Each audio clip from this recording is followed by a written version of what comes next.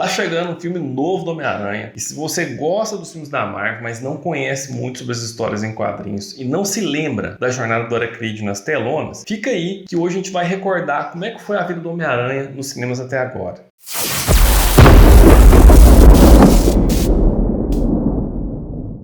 Fala, gente, Márcio aqui no Antessala Cinema Vídeo, e hoje a gente vai relembrar como é que foi a vida do Homem-Aranha nas telonas até agora. E não é só isso, a gente vai aproveitar também para repassar os principais acontecimentos do último filme Homem-Aranha Longe de Casa. Vamos começar aqui lembrando como é que foi a história do Homem-Aranha no cinema. A primeira tentativa de produzir a história do Homem-Aranha veio com a Sony em 2002, com o lançamento do filme chamado Homem-Aranha, que foi estrelado por Tobey Maguire. O filme retratou até que de forma bem fiel aspectos da jornada do herói nas revistas em quadrinho. Nesse filme a gente assiste um Peter Parker ser picado pela aranha radioativa e passar pelo processo de mudança que dá para ele os seus poderes. Aspectos marcantes do personagem, como a noite em que ele deixou de impedir um assaltante, que posteriormente assassinou seu tio Ben, também são retratados nesse filme. A frase do tio Ben, grandes poderes trazem grandes responsabilidades, foi muito bem retratada nesse filme. E nesse primeiro filme a gente também acompanha o nascimento e o crescimento do amor do Peter Parker com a Mary Jane. Claro que não dá para esquecer do conflito final e marcante com o Duende Verde, vivido por Willem Dafoe, pai do melhor amigo do Peter nessa história retratada nesse filme, que era Harry Osborn, vivido pelo ator James Franco. Na sequência a gente tem Homem-Aranha 2, lançado em 2007, e esse filme já mostra um Peter Parker mais adulto, fazendo faculdade e com dificuldades de administrar a vida pessoal em razão de ter se tornado o Homem-Aranha. O filme foca bem nessa dificuldade do herói entre ter uma vida pessoal e ser o Homem-Aranha. O drama vivido pelo Peter é tão grande que ele chega a ficar temporariamente sem poderes. O grande vilão desse filme é o Dr. Octopus, e é numa cena em que ele está num restaurante com a Mary Jane que ele recupera seus poderes quando o Octopus arremessa um carro dentro do restaurante. A Sony encerra sua trilogia em 2007 com o filme Homem-Aranha 3. É uma produção aquém dos outros filmes anteriores, e esse filme mostra um Peter mais habituado com a vida de herói, se tornando até certo ponto um pouco arrogante. Ao tomar contato com o simbionte Venom, ele dá vazão ao lado mais sombrio do personagem, que inclusive tem algumas HQs que mostram o Homem-Aranha com um traje preto, um traje negro. É justamente esse traje com o simbionte Venom. Percebendo o que está acontecendo, o Peter se livra do simbionte, que logo se agarra ao fotógrafo Ed Brock. Não sei se você vai se lembrar, mas nesse terceiro filme do Homem-Aranha, o Peter é sempre perseguido por um fotógrafo que sempre tira as melhores fotos dele. O Peter tinha a mania de prender a sua câmera com a teia em algum lugar para tirar as próprias fotos e vender depois as fotos para o jornal. Dessa vez o Ed está concorrendo com ele, tentando as melhores fotos do Homem-Aranha. E assim que ele se livra do Venom, o Venom já vai para cima do Brock e o Brock já se conecta com o Venom, se tornando o vilão Venom. Esse último filme apresenta três vilões: o Venom, o Homem-Areia, a gente vê um pouquinho da história do Homem-Areia aí também, e um novo Duende Verde, vivido pelo Harry Osborn. Dos três, o grande vilão sem dúvidas é o Venom.